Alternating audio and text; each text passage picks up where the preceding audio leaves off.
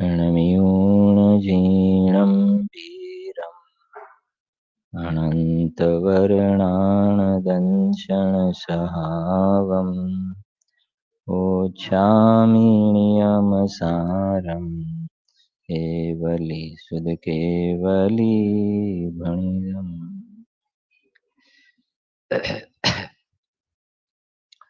भरत क्षेत्रना समर्थ आचार्य भगवान कुंकुंद आचार्य देव द्वारा रचित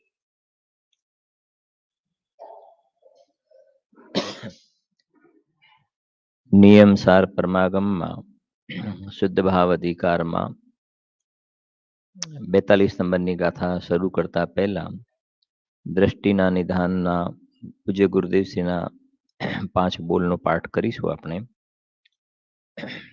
પહેલો બોલ છે, દરિયાની મધ્યમાં વડવાગ્નિ હોય છે, પણ દરિયો એને ભિન્નપણે રાખે છે. દરિયો પોતાને ચૂસવા ન દે, તેમ ચૈતન્ય દરિયો રાગાદિને ભિન્ન રાખે છે, એક રૂપ થવા દેતો નથી.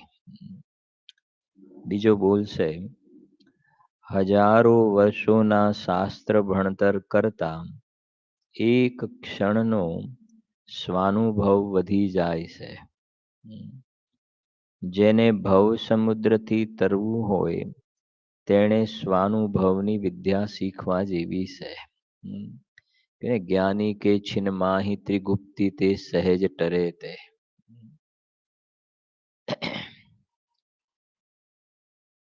एक दौलतराम जी एक लाइन से, कोटि ग्रंथ को सार यही है, यही जिनवाणी उचरे हैं, दौल ध्याय अपने आत्म को, तो ये मुक्ति रमा निज बेग वरे है. કરોડો ગ્રંથોનો સાર એ છે કે આત્માનો અનુભવ કરવાનો છે. તો આત્માનો અનુભવ થયો એટલે કરોડો ગ્રંથોનો પાઠ થઈ ગયો ત્યાં આગળ. અને કરોડો શાસ્ત્રોનું જ્ઞાન હોય પણ આત્માનો અનુભવ ન હોય તો કે છે વાસ્તવમાં શાસ્ત્રનો કહેવાનો ભાવ જીવ સમજ્યો નથી. પછી છે આગળ, આ લોક આખો ભગવાનના સમૂહથી ભરેલો ગોદામ છે. દરેક જીવ સ્વભાવથી ભગવાન છે. સ્પષ્ટતા ચોખવટ કરી છે, દરેક જીવ ભગવાન છે એમ કહે તો પણ ચાલે, પણ દરેક જીવ ભગવાન છે પણ એમાં જીવની ભૂલ ના પડે ને એટલે પૂજ્ય ગુરુદેવ શ્રીએ એક વચ્ચે અપેક્ષા પણ ખોલીને સ્પષ્ટ કરી દીધું કે દરેક જીવ સ્વભાવે ભગવાન છે. સમજાય છે કે નહીં? દરેક જીવ સ્વભાવે એટલે દ્રવ્ય સ્વભાવથી ત્રિકાળી જે જ્ઞાયક ભાવની દ્રષ્ટિથી જોવામાં આવે તો આખું જગત ભગવાનથી ભરેલું છે. દેહ દેવળમાં ભગવાન જિનેન્દ્ર દેવ બિરાજે છે. બિરાજમાન કરવાનો નથી, બિરાજે છે. એ તો 124 છે. અહો સમ્યક દર્શન થતા આત્માના પ્રદેશે પ્રદેશે આનંદનો જન્મ થાય છે. અસંખ્ય પ્રદેશો આનંદથી ઉછળે છે. ઉછળે છે એટલે શું થતું હોય? ઉછળે એટલે કઈ આમ ક્ષેત્રથી ઉછળે એવું ઉછળવું નહીં. સમજાય છે ને? જેમ દરિયામાં મોજા ઉછળે તો આમ દરિયો છે ને મોજા ઉછળે છે એવી રીતે કઈ આમ આનંદ ઉછળતો હોય એવું નહીં. હા, સમજાય છે કે નહીં? પણ ઘણા વર્ષ પછી દીકરો ઘરે આવતો હોય અને અંદરમાં જે કેવા હા જે જે હા ઇન્દ્રિય સુખ છે ને, ઘણા વર્ષે પછી આવતો જે ઉછાળો આવે ને, ખ્યાલ આવે છે કે નહીં? એમ અહીંયા કે છે અનંત કાળથી નહીં જોયેલા જ્ઞાયક ભાવના જ્યારે દર્શન થયા તો પર્યાયની અંદર જે આનંદનું અદ્ભુત જે વેદન થાય છે એ વેદન થાય છે એનું નામ ઉછળવું છે. વેદન થવું એનું નામ ઉછળવું. જો આનંદનું જન્મધામ નિજ પરમાત્મ તત્વ, તો નિજ પરમાત્મ તત્વ છે એમાં વેદન નથી, એમાં ઉછળવું નથી. સમજાય છે કે નહીં? જ્યાં વેદવું કહ્યું ત્યાં ઉછળવું કહ્યું. હા. અને જે જન્મધામ જે છે ને, હા, જન્મધામ લખી ને આનંદનું જન્મધામ નિજ પરમાત્મ તત્વ, ત્યાં વેદવું નથી હોતું. એ તો વેદનનો આશ્રય છે. વેદન જેના આશ્રય થાય છે એ તત્વ છે. નિજ પરમાત્મ તત્વ તે જ સમ્યક દર્શનનું કારણ છે. આ સમ્યક એકાંત કર્યું તે જ સમ્યક દર્શનનું કારણ છે. એ સિવાય બીજું કોઈ બહારમાં સમ્યક દર્શનનું કારણ હોઈ શકે નહીં. આ શા માટે લગાવવું પડે છે કે તે જ સમ્યક દર્શનનું કારણ? આવું શા માટે સ્પષ્ટ કરવું પડે છે કે શાસ્ત્રમાં સમ્યક દર્શનમાં જે નિમિત્ત કારણો હોય, સમ્યક દર્શનમાં જે નિમિત્ત કારણ હોય એને પણ સમ્યક દર્શનનું કારણ કહ્યું. કારણ બે કહે ને, ઉપાદાન કારણ અને નિમિત્ત કારણ. બરાબર છે કે નહીં? તો ઉપાદાન કારણ છે એ ખરું કારણ છે, નિમિત્ત કારણ છે એ ખરું કારણ નથી. પણ શાસ્ત્રમાં એને પણ સમ્યક દર્શનનું કારણ કહ્યું. હવે સમ્યક દર્શનનું કારણ જ્યાં કહ્યું હોય ને, ત્યાં એવી કઈ ચોખવટ નથી કરેલી હોતી દરેક જગ્યાએ કે આ નિમિત્તનું કારણ કહ્યું છે, ખરેખર ઉપાદાન કારણ નથી. એ જ્યાં જ્યાં શાસ્ત્રમાં નિમિત્ત કારણની મુખ્યતાથી ચર્ચા ચાલતી હોય એ વખતે ત્યાં નિમિત્ત અને ઉપાદાન એવા કોઈ શબ્દનો પ્રયોગ નહીં જોવામાં આવે. ખ્યાલ આવે છે? નિમિત્ત ઉપાદાન શબ્દનો પ્રયોગ નહીં જોવામાં આવે. એ તો આ જીનવાણી નયોની ભાષામાં લખાયેલી છે. જેમ શાસ્ત્ર સંસ્કૃતમાં લખેલું હોય તો એ શાસ્ત્રને ભણવા માટે સંસ્કૃતનું આપણને નોલેજ હોવું જોઈએ. બરાબર છે ને? પ્રાકૃતમાં શાસ્ત્ર લખેલું હોય તો પ્રાકૃતનું આપણને અભ્યાસ હોવો જોઈએ. આપણે લેંગ્વેજની અત્યારે વાત કરીએ છીએ. એવી રીતે કેમ કે પ્રાકૃતના ગ્રંથો અન્ય મતના પણ હોય. સમજાય છે કે નહીં? સંસ્કૃતમાં અન્ય મતના પણ ગ્રંથ હોય, પણ એ ભણવા માટે સંસ્કૃતનો અભ્યાસ હોવો જોઈએ. હવે અહીંયા એ કહેવું છે કે એવી રીતે આ શાસ્ત્ર આપણા જે છે નયોની ભાષામાં લખાયા છે. નયોની ભાષામાં એટલે કે આ કયા નયનું કથન છે? આ ઉપાદાનની મુખ્યતાથી વાત છે, નિમિત્તનું કથન છે, સદભૂત વ્યવહાર, અસદભૂત વ્યવહાર. તો દરેક જગ્યાએ એક એક લીટીમાં લખવું ના લખાય નહીં. હવે એક એક લીટીમાં દરેક વખતે લખે ને તો એ જે શાસ્ત્રની જે બ્યુટી જે છે ને, શાસ્ત્રની સુંદરતા પણ નહીં રહે ત્યાં. સમજાય છે કે નહીં? એ તો એ વક્તા હોય કે શ્રોતા હોય, એ શાસ્ત્રનો સ્વાધ્યાય કરવા વાળાની એ ફરજમાં આવે છે કે અહીંયા કહેવાનો આશય શું છે. ખ્યાલ આવે છે કે નહીં? આચાર્ય દેવનો, જ્ઞાની પુરુષનો કહેવાનો આશય જે છે એ તો સ્વાધ્યાય કરનારના ઉપર એ જવાબદારી એની છે. એ જવાબદારી એની છે. એટલે વાત કરીને કે શાસ્ત્રમાં એમ આવે જે લખ્યું છે ને, સમ્યક દર્શનનું કારણ આ લખ્યું કે નિજ પરમ તત્વ તે જ સમ્યક દર્શનનું કારણ છે. હવે અહીંયા નિશ્ચય એવો શબ્દ પ્રયોગ નથી કર્યો, પણ આ 11મી ગાથા આવી કે ભૂતાર્થના આશ્રય સમ્યક દર્શન થાય છે. આ રિયલ વાત છે, આ વ્યવહારનું કથન નથી.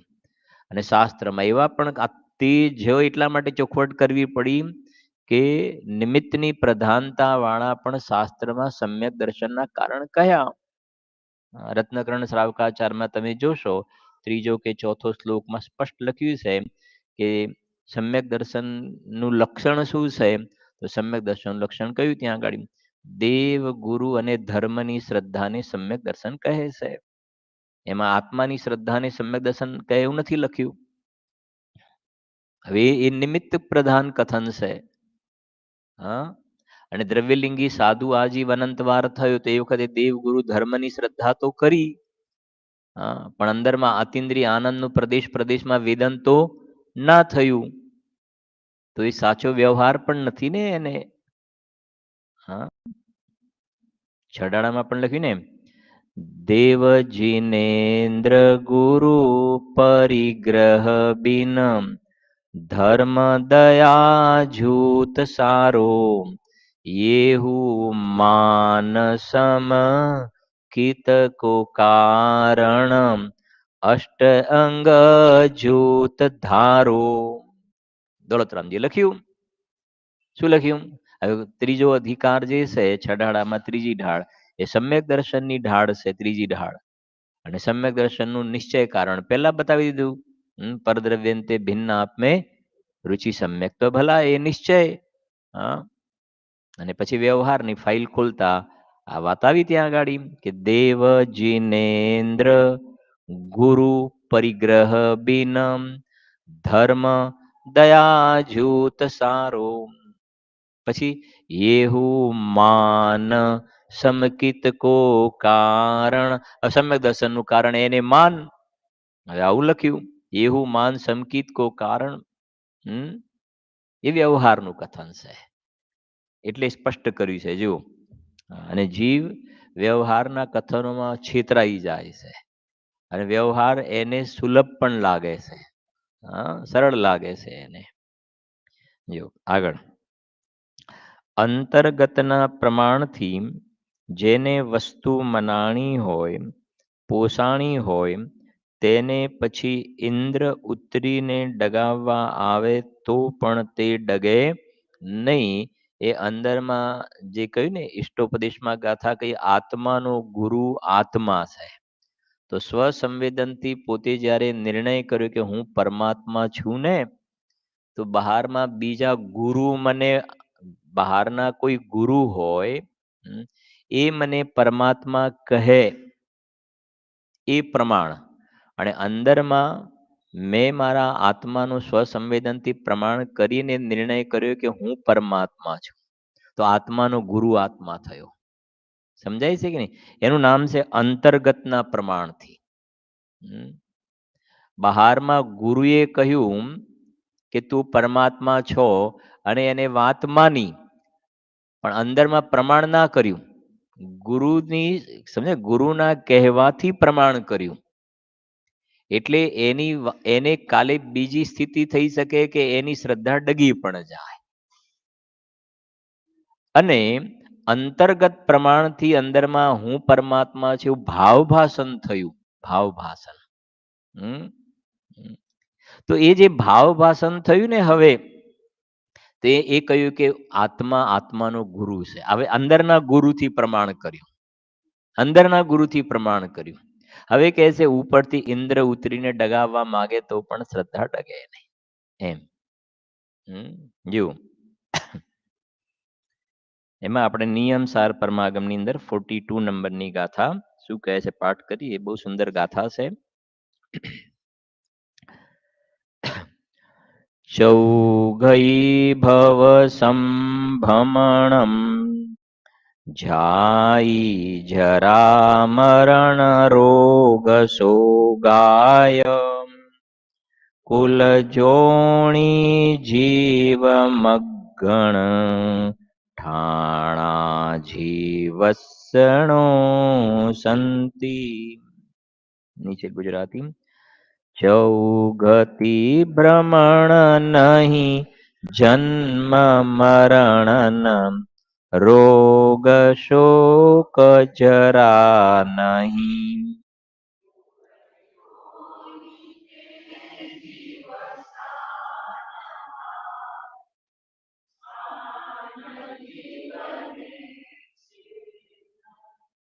બરાબર. અહીંયા જીવને છે નહીં. બરાબર. જીવ એટલે આ કારણ શુદ્ધ જીવ. અહીંયા કારણ શુદ્ધ જીવ એને આ નથી. શું નથી? તો 6 બોલ છે આમાં. ગાથાનો અર્થ ખાલી મોટો ભાવ જોઈ લઈએ. ચૌગતિ ભ્રમણ નહીં એક. બરાબર. ચૌગતિ ભ્રમણ નહીં એક. પછી બીજો આખો આ બોલ છે જન્મ છે ને, જન્મ મરણ રોગ શોક અને જરા. ખ્યાલ આવે? જન્મ મરણ રોગ, શરીરમાં રોગ આવે, શોક અને જરા એટલે વૃદ્ધાવસ્થા. આ બધું જીવને ના હોય. જીવનો જન્મ ના હોય, જીવનું મરણ ના હોય, જીવ કોઈ દિવસે ગરડો ના થાય, જીવના કરચલીઓ ના પડે, જીવના વાળ ધોળા ના થાય, કેમ કે જીવને વાળ ના હોય, એટલે કાળા કરાવવાનો પ્રશ્ન રહે નહીં. ખ્યાલ આવે છે કે નહીં? આ જીવને આ ના હોય બધું, એમ કહે છે. જો પછી બે બોલ થયા, પછી ત્રીજો કુળ. કુળ પણ જીવને ના હોય. પછી યોની પણ જીવને ના હોય. કેટલા થઈ ગયા? 4. પછી જીવ સ્થાન પણ જીવને ના હોય. અને પછી શું છે? માર્ગણા સ્થાન. માર્ગણા સ્થાન પણ જીવને હોતા નથી. એટલે આ બધાથી જીવ જુદો છે. આ બધું છે ખરું. આ 6 બોલ કહ્યા એ બધી એનું અસ્તિત્વ જોવામાં આવે છે, પણ એનું અસ્તિત્વ એ મારું અસ્તિત્વ નથી. મારું અસ્તિત્વ આ બધાના અસ્તિત્વથી ભિન્ન છે. અને આ બધા બોલ કેમ કહેવા પડ્યા? કેમ કે અજ્ઞાની જીવ આ જે બધા બોલ કહ્યા ને, એનું જે અસ્તિત્વ છે એને માને છે કે આ મારું અસ્તિત્વ છે, આ હું છું, એવું માને છે. સમજાય છે કે નહીં? અત્યારે આપણે મનુષ્ય કે તિર્યંચ? અત્યારે આપણે મનુષ્ય કે તિર્યંચ? અત્યારે અત્યારે ખ્યાલ આવે છે કે નહીં? હા, હા. કે અત્યારે કહો તો અત્યારે, ભૂતકાળમાં કહો તો ભૂતકાળમાં, ભવિષ્યમાં કાળ કહો, જ્યારે પણ કહો ત્યારે હું તો ત્રિકાલી ધ્રુવ કારણ શુદ્ધ જીવ જ છું. સમજાય છે કે નહીં? હા. એટલે કઈ ને, ઇન્દ્ર ઉપરથી ઉતરીને ડગાવવા માંગે તો પણ ડગે. સમજાય ને? આપણે તો એક નાનો થોડો ટ્વિસ્ટ કરીને પ્રશ્ન પૂછીએ, એમાં ડગી જઈએ છીએ. અંદરમાં જે આમ ખૂંખારીને જે અવાજ આવવો જોઈએ ને, અંદરમાં એકદમ નિશંકપણે કે ના, અત્યારે અત્યારે અત્યારે 3 વાર પૂછ્યું ને, જેમ નથી હોતા ઇન્ટરવ્યુ ની અંદર, હા હોય છે ને કોઈ જગ્યાએ ઇન્ટરવ્યુમાં, તો 2-3 વાર આમ આમ પૂછે તો પછી તમે કન્ફ્યુઝ થાવ છો કે નહીં એમ. હા, હા, એનાથી તમારી નિશંકતાનો નિર્ણય કરે છે ને. તો આપણે તો 2-3 વાર અત્યારે પૂછે છે એટલે થોડો વિચાર માગે છે. હા, ખ્યાલ આવે છે કે નહીં? પણ ગાથામાં સ્પષ્ટ લખ્યું છે જીવને નથી. અને બાળ પોથીનો પહેલો પાઠ અને એનું પહેલું વાક્ય શું છે? હું જીવ છું. તચૌ ગતિ, તો હું મનુષ્ય છું, તિર્યંચ, દેવ, નારકી, એવું છે ભણવામાં આવે છે? ના, હું જીવ છું ને. હા. પછી આ જન્મ, મરણ, રોગ જીવને ક્યાંથી હોય? આ કુળ ને યોની જીવને ક્યાંથી હોય? જીવ સ્થાન ને મારણા સ્થાન જીવને ક્યાંથી હોય? જીવ તો હું તો એનાથી જુદો છું. ત્રણેય કાળ. કેમ ત્રણેય કાળ? કેમ કે મારું, હું તો ત્રિકાળ મારું અસ્તિત્વ છે. ત્રણેય કાળ મારું અસ્તિત્વ છે, ક્ષણિક નથી હું. જો ઉપર જરા પ્રાકૃતમાં નજર નાખીશું ફરીથી થોડું.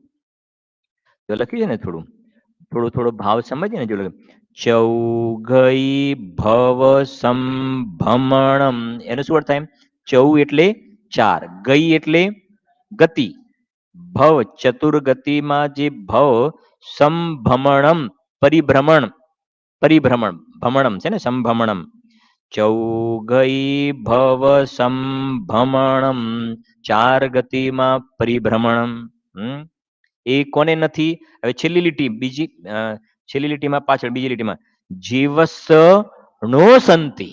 જીવસ જીવને નથી. આ 4 ગતિમાં પરિભ્રમણ, ચૌગઈ ભવ સંભણમ જીવસણો સંતિ. પછી બીજું જીવને શું નથી? જાઈ, જરા, મરણ, રોગ, સોગા. આવી ગયા ને? આમાં બીજા બોલમાં 5 બોલ આવી ગયા, બીજામાં 5 આવી ગયા. જાઈ જન્મ, જરા, મરણ, રોગ અને શોક. એ પછી શું લગાવવાનું? જીવસ ણો સંતિ, જીવને નથી. પછી કુલ, જીવસણો સંતિ. પછી જોણી એટલે યોની, જીવસણો સંતિ. પછી શું છે? જીવ છે ને, જો જીવ મગણ ઠાણા, એટલે ઠાણા 2 માં જોડી દઈશું આપણે, સમજે ને?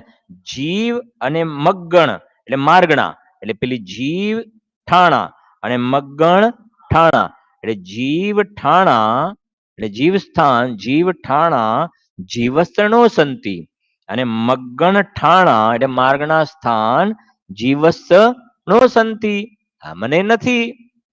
આ 2000 વર્ષ પહેલા ભગવાન શ્રી કુંદકુંદ આચાર્ય દેવે આ તાડપત્ર ઉપર આ લખ્યું છે. અને જો હવે જરા સાંભળીએ વાત, ટીકાની અંદર પદ્મ પ્રમલધારી દેવે આ એક કુળ શબ્દ આવ્યો ને કુળ, તો એનો ઘણો ખુલાસો કર્યો, કેટલા કુળ હોય, લાંબુ લિસ્ટ લખ્યું. યોની તો એનું પણ મોટું લિસ્ટ લખ્યું. જીવ સ્થાન તો 14 જીવ સ્થાનના નામ, માર્ગણા સ્થાન તો બધા માર્ગણા સ્થાનના નામ. એ ટીકામાં પદ્મ પ્રમલધારી દેવે એનું ડિટેલ કર્યું ત્યાં આગળ. પછી પછી છેલ્લે એક બહુ સરસ વાત લખી છે ટીકાની અંદર.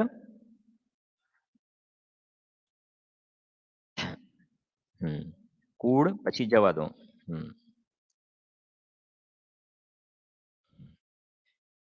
માર્ગણા સ્થાન જીવ સ્થાન પછી હવે હવે હવે આ 6 બોલ પછી સમજો. આ બધા ટીકામાં બધું ડિટેલ કર્યું. પછી પદ્મ પ્રમલધારી દેવ એનું સમાપન કરતા કહે છે આ બધા એટલે આ જે 6 બોલ કહ્યા ને, અને એની અંદર પણ જેટલા બધા પેટા ભેદ આવે એ બધું ભેગું કરીને આ બધા તે ભગવાન પરમાત્માને શુદ્ધ નિશ્ચય નયના બળે, શુદ્ધ નિશ્ચય નય નથી એમ ભગવાન સૂત્ર કરતાનું એટલે શ્રીમદ ભગવત કુંદ આચાર્ય દેવનો અભિપ્રાય છે. કેટલી મજાની વાત લખી છે ભાઈ જયેશભાઈ. હા હા, પદ્મ પ્રમલધારી દેવ શું કહે છે કે આ અભિપ્રાય કોનો છે? હા, એમ ભગવાન સૂત્રકર્તાનો, એમ ભગવાન સૂત્રકર્તાનો. અને એના પહેલા શું લખ્યું છે? એના પહેલા શું? આ બધા તે ભગવાન પરમાત્માને, તે ભગવાન પરમાત્માને એટલે કયા ભગવાન પરમાત્માને? હા હા, સમજાય છે કે નહીં? અહીંયા એ કહે છે આ બધા તે ભગવાન, જે પહેલેથી અમે શુદ્ધ ભાવ અધિકારમાં, એ શુદ્ધ ભાવ એનું જ નામ છે ભગવાન પરમાત્મા. અધિકારનું નામ છે ને શુદ્ધ ભાવ, તો શુદ્ધ ભાવ કહો કે અહીંયા ગાડી ભગવાન પરમાત્મા કહો. સમજાય છે કે નહીં? શુદ્ધ ભાવ અધિકાર કહો કે ભગવાન પરમાત્મા અધિકાર કહો. સમજાય? શુદ્ધ ભાવ અધિકાર કહો, કારણ પરમાત્મા અધિકાર કહો, ભગવાન પરમાત્માનો અધિકાર કહો. જો આ બધા તે ભગવાન પરમાત્માને, આ ભગવાન પરમાત્માને શુદ્ધ નિશ્ચય નયના બળે એટલે શુદ્ધ નિશ્ચય નય નથી. એટલે હવે આની અંદર એક વાત બીજી વિશેષ આવી પણ ગઈ કે તમે આ જગતના બધા જીવો છે ને, આ સંસારી જીવો છે, અજ્ઞાની જીવો છે, એ બધામાં પણ અમે કહીએ છીએ એ તમારે કારણ પરમાત્માને જોવો હોય ને, તો એના માટે તમારે એની જોવાની નજર બનાવવાની છે. શું બનાવવાની છે? નજર બનાવવાની છે. અહીંયા બેઠેલા બધા જીવ છે એમને આ બધા આ 6 પ્રકારના બોલ નથી, અને બધાનો અંદરમાં પરમાત્મા બિરાજમાન છે, પણ એને જોવા માટેની નજર છે. એ નજરથી તમે જુઓ તો દેખાશે. તો એ નજર કઈ છે?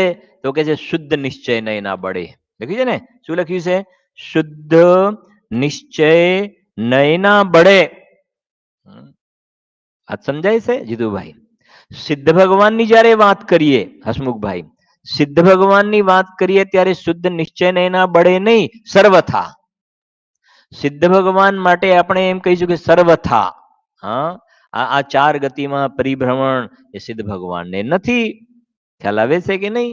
હા, આ જન્મ મરણ રોગ શોક એ સિદ્ધ ભગવાનને દ્રવ્યમાં પણ નથી અને પર્યાયમાં પણ નથી. વાત સમજાય છે? એ સર્વથા આવી ગયું ત્યાં આગળ. પણ અહીંયા વાત કરવી છે તે ભગવાન પરમાત્માને, એટલે જે 17મી 18મી ગાથામાં કહ્યું કે અનુભૂતિ સ્વરૂપ ભગવાન આત્મા આબાળ ગોપાળ સૌને સદાકાળ જાણવામાં આવી રહ્યો છે ને. અને જે આપણે બોલીએ છે નહીં દેખા નિજ છે ને, હા, નહીં દેખા નિજ શાશ્વત આ શાશ્વત આ દેવની વાત છે અંદરમાં. હમ તો એને તમારે જોવો હોય તો કહેશે કે સર્વથા શુદ્ધ નથી અત્યારે. અજ્ઞાની મિથ્યા દ્રષ્ટિ જીવની જ મુખ્યતાથી પહેલા વાત કરીએ ને. સમ્યક દ્રષ્ટિને તો આંશિક શુદ્ધતા પર્યાયમાં થઈ પણ છે. પણ અહીંયા તો કે ભવ્ય હોય કે અભવ્ય હોય, એકેન્દ્રિય હોય, નિગોદનો જીવ હોય, એ બધાને પણ તમે કહેશે કે તમે શુદ્ધ નિશ્ચય નયના બળે જુઓ. એટલે શુદ્ધ નિશ્ચય નયના બળે જોવાનું આવ્યું ને એટલે પર્યાયને જોવાનું ઓટોમેટિક શું થઈ ગયું? પર્યાય છે કરી, પણ એને જોવાનું શું થઈ ગયું? એને જોવાનું બંધ કર્યું. અને એને જોવાનું બંધ કર્યું તો આખું જગત શું દેખાયું? આખું જગત ભગવાન દેખાયું. જે આપણે ગુરુદેવશ્રીનો બોલ બોલીએ છીએ, આખું જગત ભગવાનના સમૂહથી ભરેલું ગોદામ છે. બોલીએ છે ને? હા, આખું જગત ભગવાનના સમૂહથી ભરેલું ગોડાઉન છે આ. હા, ભગવાનના સમૂહથી ભરેલું. હા, પણ એને જોવાની એક દ્રષ્ટિ છે. એ દ્રષ્ટિ છે. એ દ્રષ્ટિના બળે સ્વાનુભૂતિ દર્શનમાં એક સારો ખુલાસો પણ છે. આપણે તમને ખ્યાલ છે સમયસાર પરમાગમની અંદર આત્માના અને રાગના પ્રદેશ ભિન્ન છે. એ ક્યાં આવે છે? હા, તમારો તો પ્રશ્ન નથી. બોલો. આત્માના અને રાગના પ્રદેશ ભિન્ન છે. ક્યાં આવે છે?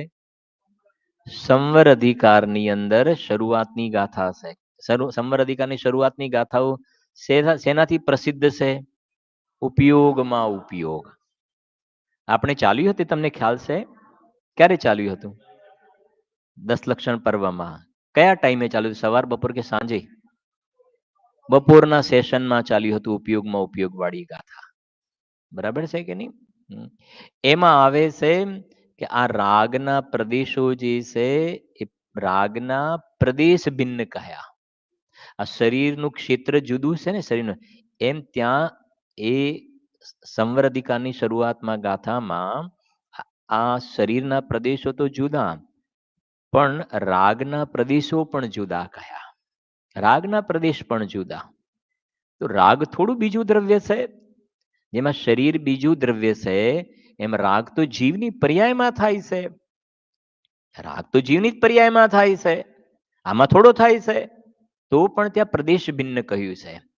તો સ્વાનુભૂતિ દર્શનની અંદર બહુ સરસ ખુલાસો કર્યો છે. આ બળ શબ્દ આવે ને એટલા માટે ત્યાં લખ્યું છે કે દ્રવ્ય દ્રષ્ટિના બળે એમ કહેવાય છે.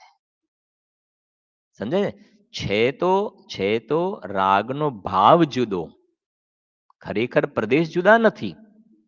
જેમ આ શરીરના પ્રદેશો આત્માના પ્રદેશથી જુદા છે, એવી રીતે રાગના પ્રદેશો એવી રીતે જુદા નથી. રાગ તો જીવની પર્યાયમાં છે ત્યાં. હા, ભાવથી ત્યાં છે, પણ વારંવાર સ્પષ્ટ કર્યું, પણ દ્રવ્ય દ્રષ્ટિના બળે તો દ્રવ્ય દ્રષ્ટિના બળે દ્રવ્ય દ્રષ્ટિ જે છે, દ્રવ્ય દ્રષ્ટિના બળે દ્રવ્ય દ્રષ્ટિ રાગના પ્રદેશોને પણ ભિન્ન કહી દેશે. સમજાય છે કે નહીં? રાગને પ્રદેશની અપેક્ષાએ પણ ભિન્ન કહી દેશે. એ દ્રષ્ટિના બળની વાત છે. હવે મને નંબર અત્યારે યાદ નહીં આવે, એવું હશે તો હું જોઈને કહીશ પણ ખરો. હા હા નહીં, સ્વાનુભૂતિ દર્શનમાં જે પૂજ્ય બહેનશ્રીએ ખુલાસો કર્યો છે ને એની વાત છે ને. સરસ સ્પષ્ટીકરણ કર્યું છે. જુઓ, તો કહેવાનું આશય અહીંયા પણ જે લખ્યું ને, અહીંયા પણ આ બળ શબ્દ આવ્યો ને, શુદ્ધ નિશ્ચય નયના બળે. હા, શુદ્ધ નિશ્ચય નયના બળે એટલે એ દ્રષ્ટિથી તમે જોવો, તો એ દ્રષ્ટિથી જોશો તો તમને આ બધું કચરો નહીં દેખાય. બધો આ બધું ઉકરડું કહેવાય.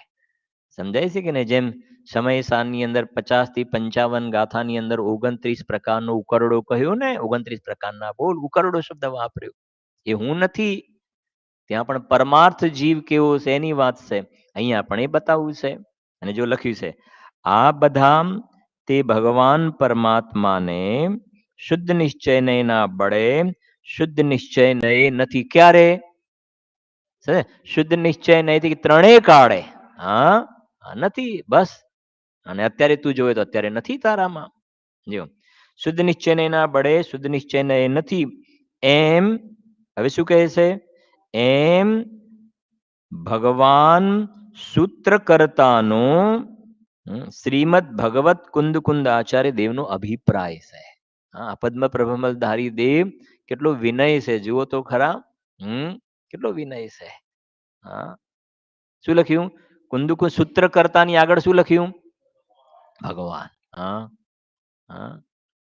અને એમ એવો પણ થોડો ભાવ ખ્યાલ આવે છે ને કે જગતમાં ને કોઈ કોઈ મહાન પુરુષ હોય ને તો એનું કોઈ નામ નહીં બોલે. હા, એમના એમના ગુણોથી એમની ઓળખાણ કરાવાય. ખ્યાલ આવે છે ને? જેમ આપણે પૂજ્ય ગુરુદેવ શ્રી બસ એટલું જ કહીશું ને. આધ્યાત્મિક પૂજ્ય ગુરુદેવ શ્રી કે એમનો આપણા ઉપર ઉપકાર છે. હા, ખ્યાલ આવે છે કે નહીં?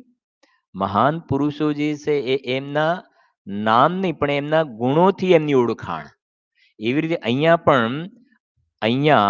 પદ્મ પ્રભમલધારી દેવ કુંદુકુંદ આચાર્ય દેવ એવું નામ બોલવા તૈયાર નથી. એમને ભગવાન શબ્દનો પ્રયોગ કર્યો. વાત સમજાય છે ને? એમ ભગવાન સૂત્રકર્તાનો. આ તો બ્રેકેટની અંદર કોઈને ભૂલ ના પડે ને એટલે ખુલાસો કર્યો. ભગવાન સૂત્રકર્તાનું એટલે ભગવાન સૂત્રકર્તાનું એટલે કોઈ એમ સમજે કે આ ભગવાનના સમોષણમાં ભગવાનની દિવ્ય ધ્વનિ ખરે છે એનો વાત છે. ના, ભગવાન સૂત્રકર્તા. સૂત્રકર્તા એટલે જે ગાથા જે છે એને સૂત્ર કહેવાય. એક એક ગાથાને સૂત્ર. તો ભગવાન સૂત્રકર્તાનો અભિપ્રાય છે. ખ્યાલ આવે છે કે નહીં? અને આપણે હમણાં જોયું તો પ્રવચન સારની આપણે ગાથા ખોલી હતી ને, લગભગ એની અંદર પણ એવો ભાવ છે, હું ના ભૂલતો હોઉં તો. શરૂઆતની જ ગાથાની 5 ગાથાની ટીકાની પહેલા આપણે 8 દિવસ પહેલા જોયું હતું.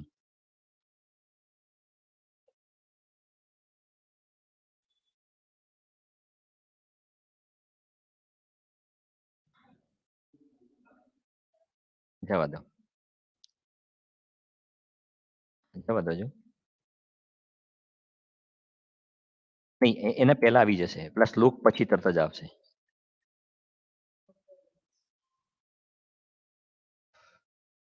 પાંચ ગાથાઓની પહેલા એમને લખ્યું છે.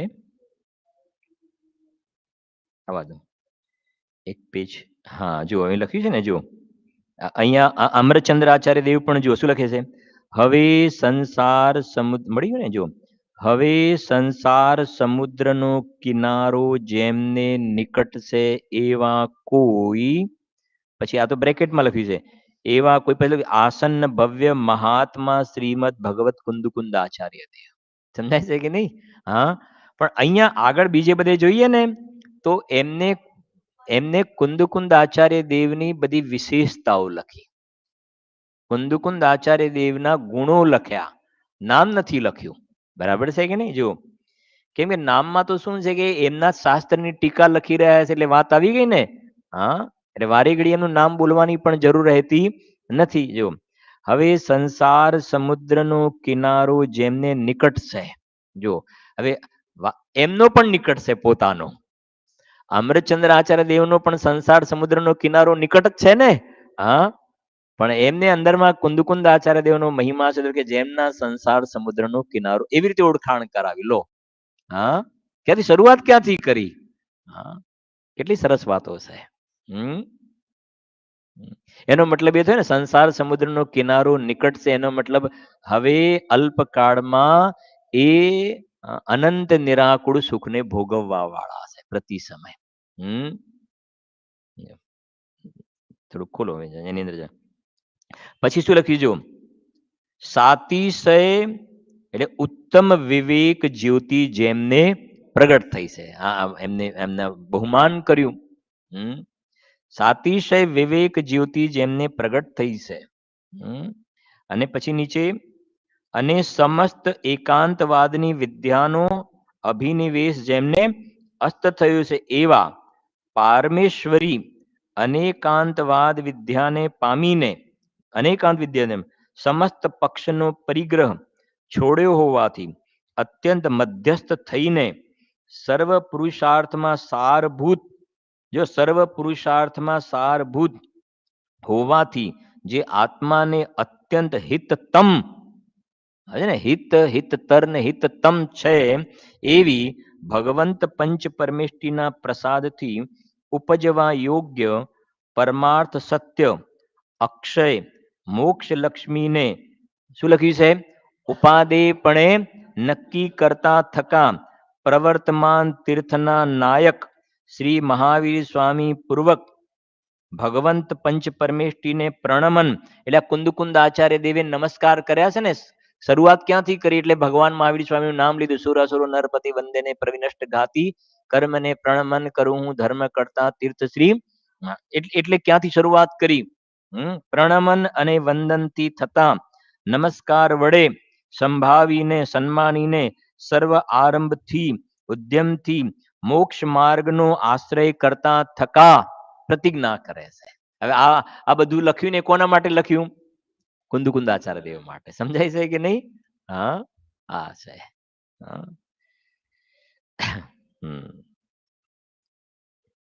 ઘરમાં પણ આપણા વડીલ હોય ને, આપણા બાપુજી પિતાજી હોય ને, તો કોઈ નામ બોલે છે? માન દઈને જ બોલાવે છે ને. હા, આવો હવે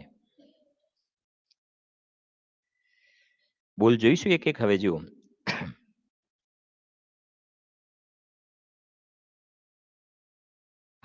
ટીકામાં શુદ્ધ નિશ્ચય નય શુદ્ધ જીવને, જોયું ને, શુદ્ધ નિશ્ચય નય એટલે આ શુદ્ધ નિશ્ચય નય છે એ છે વિષયી.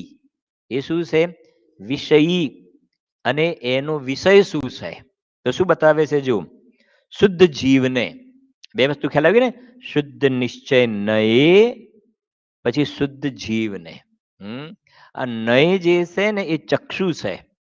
ભાવ શ્રુત જ્ઞાન જે કહે ને, ભાવ શ્રુત જ્ઞાનમાં નિશ્ચય નય અને વ્યવહાર નય, તો એ જોવાનો એંગલ છે. બરાબર છે ને? વિષયી અને વિષયી તો એનો સામે હોય વિષય. તો શુદ્ધ નિશ્ચય નય એ છે વિષયી. એ છે સમ્યક જ્ઞાનની પર્યાય. આત્માના આશ્રય જે સમ્યક જ્ઞાન પ્રગટ થયું એની પર્યાય છે.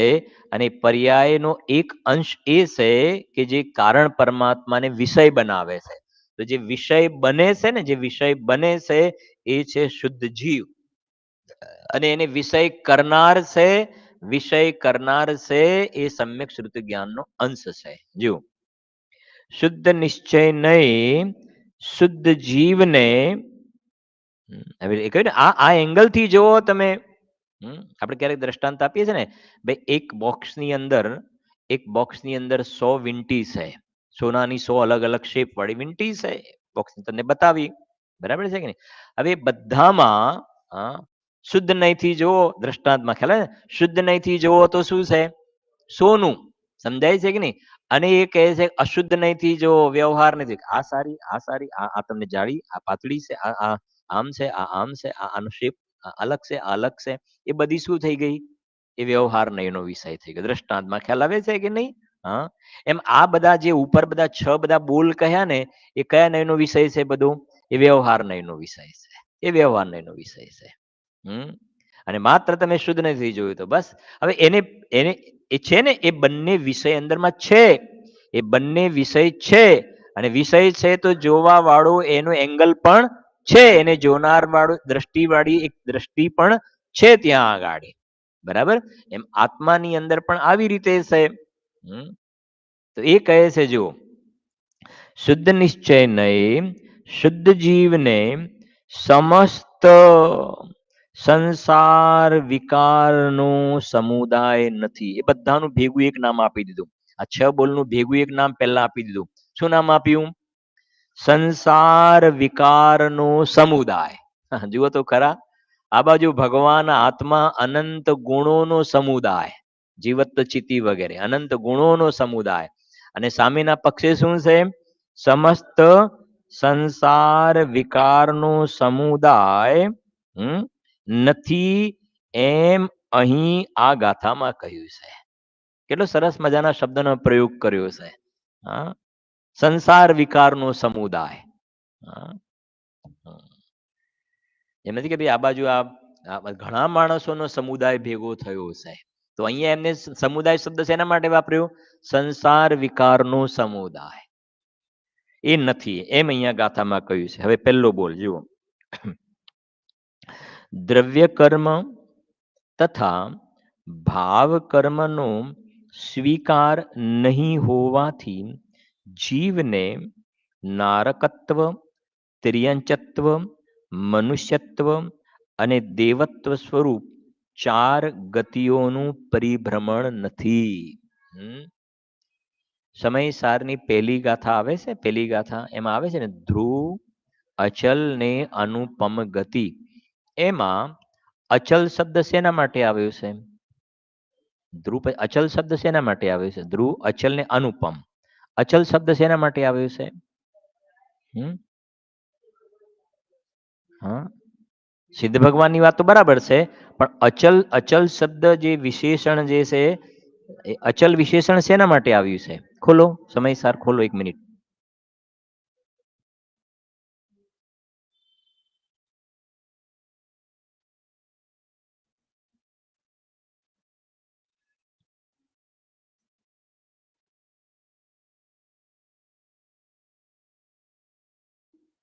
હા, ટીકા ટીકા છે ને, ટીકામાં જવા દો, એમાં કહું લાઈન તમને. અચલવાળી, 1 મિનિટ 1 મિનિટ. હા, થોડું વળી તે ગતિ કેવી છે આવી જો ધ્રુવની. હા, એ ધ્રુવ ધ્રુવ છે ને કોમ એની નીચે. હા, બસ બસ તમારું બરાબર છે. હા, જો વળી તે ગતિ કેવી છે તો સાંભળજો.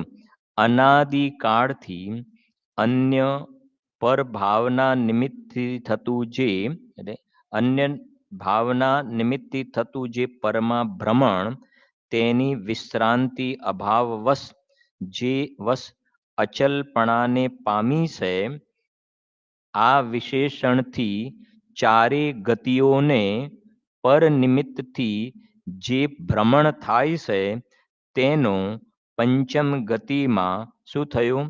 વ્યવચ્છેદ થયો. બરાબર. હવે મારો તમને પ્રશ્ન એ છે કે એ લખે ચારે ગતિઓને પર નિમિત્તથી જે ભ્રમણ થાય છે તેનો પંચમ ગતિમાં વ્યવચ્છેદ થયો. બરાબર. તો સિદ્ધ ભગવાનને 4 ગતિમાં પરિભ્રમણ હોય કે ના હોય? ના હોય ને, સિદ્ધ ભગવાનને 4 ગતિમાં પરિભ્રમણ ના હોય. અને આપણી ગાથામાં બતાવ્યું છે કે 14 ગતિમાં પરિભ્રમણ નથી. કોની વાત છે? અહીંયા પણ લખ્યું, બરાબર છે ને, અહીંયા પણ લખ્યું અચલ, બરાબર છે કે નહીં? અહીંયા લખ્યું 4 ગતિનું પરિભ્રમણ નથી. અને આપણી ચાલતી ગાથાની અંદર 42 નંબરની ગાથામાં પણ લખ્યું 4 ગતિનું પરિભ્રમણ નથી. બંને વાત સરખી છે કે જુદી છે? ચિંતન. અહીંયા શેમાં? સમયસારમાં કાર્ય પરમાત્માની વાત છે, અને ત્યાં સરસ અહીંયા સમયસારમાં જે છે કાર્ય પરમાત્માની વાત છે, પર્યાયની વાત. કાર્ય પરમાત્મા એટલે પર્યાયની વાત છે. પર્યાયની અંદર 4 ગતિમાં પરિભ્રમણનો શું થઈ ગયો? અભાવ. બરાબર છે. અને આપણા ચાલતા પ્રકરણમાં 4 ગતિમાં પરિભ્રમણ નથી. એ કોની વાત છે? એ દરેક જીવની વાત છે, કારણ પરમાત્માની. કારણ પરમાત્માની વાત છે. બરાબર છે કે નહીં? હવે સાંભળજો, કારણ પરમાત્માની. અચ્છા, સિદ્ધ ભગવાનની જ્યારે વાત કરીએ તો સિદ્ધ ભગવાનમાં કારણ પરમાત્મા અને કાર્ય પરમાત્મા બે. બરાબર. તો કારણ પરમાત્મા સિદ્ધ ભગવાનની છે, એમાં 4 ગતિમાં પરિભ્રમણ ખરું? ના, એ તો અનાદિ અનંત શુદ્ધ જ છે. એમાં કારણ પરમાત્મા, એમાં 4 ગતિમાં પરિભ્રમણ નહીં. અને સિદ્ધ દશા પ્રગટ થઈ તો પછી 4 ગતિમાં પરિભ્રમણ ખરું? ના.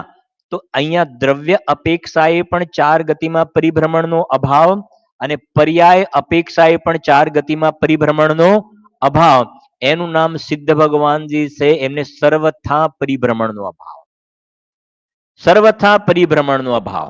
તમે દ્રવ્ય અપેક્ષાએ જુઓ કે પર્યાય અપેક્ષાએ, સર્વથા પરિભ્રમણનો અભાવ. જ્યારે આ સંસાર વિકારનો સમુદાય વાળી વાત લખીને, તો આ સંસારી જીવોને કયા એંગલથી?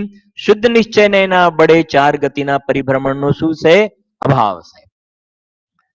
સંસારી જીવોને શુદ્ધ નિશ્ચય નયના બળે જોવામાં આવે તો એ કહેશે કે મને 4 ગતિના પરિભ્રમણનો અભાવ છે. અને આવા કારણ પરમાત્માની જે દ્રષ્ટિ કરે છે અને એનો આશ્રય કરે છે, તો પ્રાપ્તિની પર્યાયમાં પણ શું થઈ જાય છે? પ્રાપ્તિ થઈ જાય. એટલે પર્યાયની અંદર પણ 4 ગતિના પરિભ્રમણનો શું થઈ જાય છે? અભાવ થાય છે. અને પહેલે ઝાટકે જે કહીએ ને, પહેલે ઝાટકે જ્યાં અંદરમાં કારણ પરમાત્મા ઉપર દ્રષ્ટિ ગઈ ને, કારણ પરમાત્મા ઉપર દ્રષ્ટિ ગઈ એ વખતે 4 ગતિમાંથી મનુષ્ય પર્યાયની મુખ્યતાથી વાત કરીએ છીએ હમણાં, બરાબર, અને આયુનો બંધ નથી થયો, અપેક્ષિત વાત સમજવી. 4 ગતિમાંથી જ્યારે જીવને સમ્યક દર્શન થયું અહીંયા, તો સૌથી પહેલા નંબરમાં 2 ગતિ ઉપર તો ચોકડી વાગી ગઈ. સમજાય છે ને? પરિભ્રમણ કરવામાં 2 તો બિલકુલ બંધ થઈ ગઈ. 2 બંધ થઈ ગઈ ને. કઈ 2? તિર્યંચ અને નરક ઉપર તો ચોકડી વાગી જ ગઈ. તિર્યંચ નરક ઉપર ચોકડી વાગી ગઈ. અને જો ઉગ્ર પુરુષાર્થી હોય ને, ઉગ્ર પુરુષાર્થી, તો દેવ ઉપર ચોકડી અને આ મનુષ્ય ભાવ પણ છેલ્લો. કામ પૂરું થઈ ગયું. સમજાય છે કે નહીં? છે કે નહીં? નિગોદમાંથી નીકળ્યા 8 વર્ષની ઉંમરમાં, સમ્યક્ત્વ પ્રાપ્ત કર્યું, નિર્ગ્રંથ મુનિ દીક્ષા અંગીકાર કરીને મોક્ષે.